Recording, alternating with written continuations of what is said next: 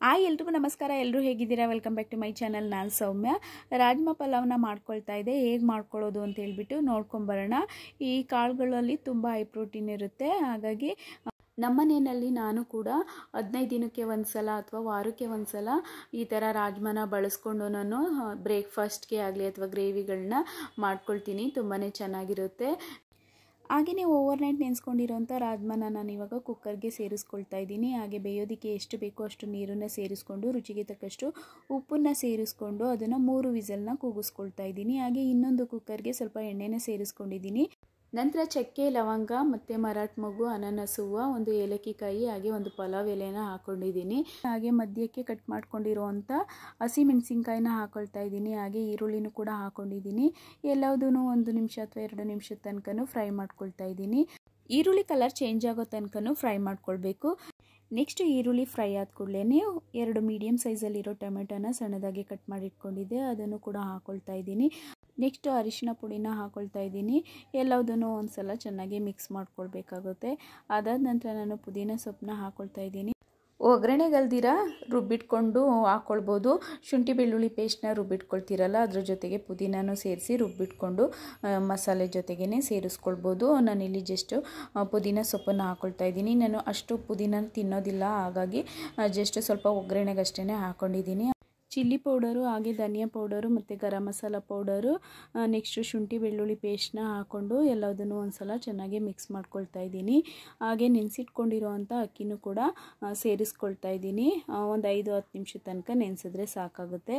ರಾಜ್ಮಾ ಕಾಳನ್ನ ಒಂದು 8 ಅವರ್ಸ್ ತನಕ ನೆನೆಸ್ಬಿಟ್ಟು ಅದಾದ ನಂತರ ಕುಕ್ಕರಲ್ಲಿ ಒಂದು 3 ವಿಸಲ್ ಕೂಗಿಸಿ ಅದಾದ ನಂತರನೇ ನಾವು ಪಲಾವ್ಗೆ ಯೂಸ್ ಮಾಡ್ಕೊಳ್ಬೇಕಾಗುತ್ತೆ.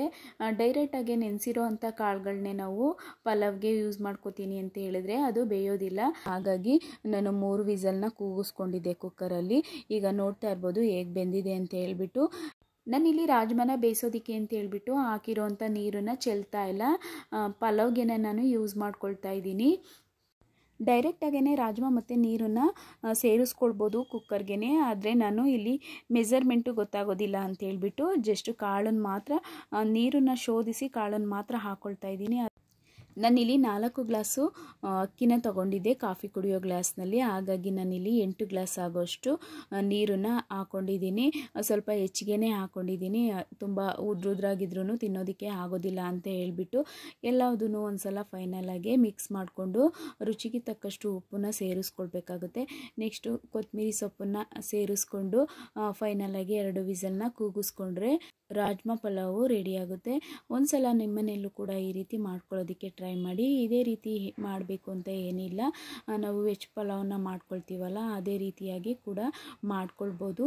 ಸಂಡೇ ಫ್ರೀ ಇತ್ತು ಅಂತ ಹೇಳ್ಬಿಟ್ಟು ನಾನು ನನ್ನ ಹಸ್ಬೆಂಡು ಹೊರಗಡೆ ಹೋಗಿದ್ವಿ. ನಂದೊಂದು ಸೀರೆಗೆ ಮ್ಯಾಚಿಂಗ್ ಬ್ಲೌಸ್ ಬೇಕಿತ್ತು, ರೆಡಿಮೇಡ್ ಬ್ಲೌಸು ಅಂತ ಹೇಳ್ಬಿಟ್ಟು ಅದನ್ನು ತರೋದಕ್ಕೆ ಅಂತ ಹೋದಾಗ ಅಲ್ಲಿ ಕೆಲವೊಂದು ಐಟಮ್ಸ್ಗಳನ್ನ ತೊಗೊಂಡೆ. ನನ್ನ ಮಗನಿಗೆ ಸ್ಲಿಪ್ಪರು ಮತ್ತು ದಿನ ಯೂಸ್ ಮಾಡೋದಕ್ಕೆ ಅಂತ ಹೇಳ್ಬಿಟ್ಟು, ಹಾಗೆ ಪಿನ್ನು ಮತ್ತು ಎಲೆಕ್ಟ್ರಿಕ್ಕು ಎಲ್ಲ 10 ರೂಪೀಸ್ಗೆಲ್ಲ ಎಲೆಕ್ಟ್ರಿಕ್ಕು ಈ ಥರದ್ದೆಲ್ಲ ಸಿಗುತ್ತೆ, ಅಲ್ಲಿ ತೊಗೊಂಡಿದ್ದು. ಹಾಗೆಯೇ ಅಲ್ಲಿಂದ ಬರ್ತಾನೆ ರಾಜಾಜಿನಗರದಲ್ಲಿ ಒಂದು ಸೇಲ್ ಇತ್ತು.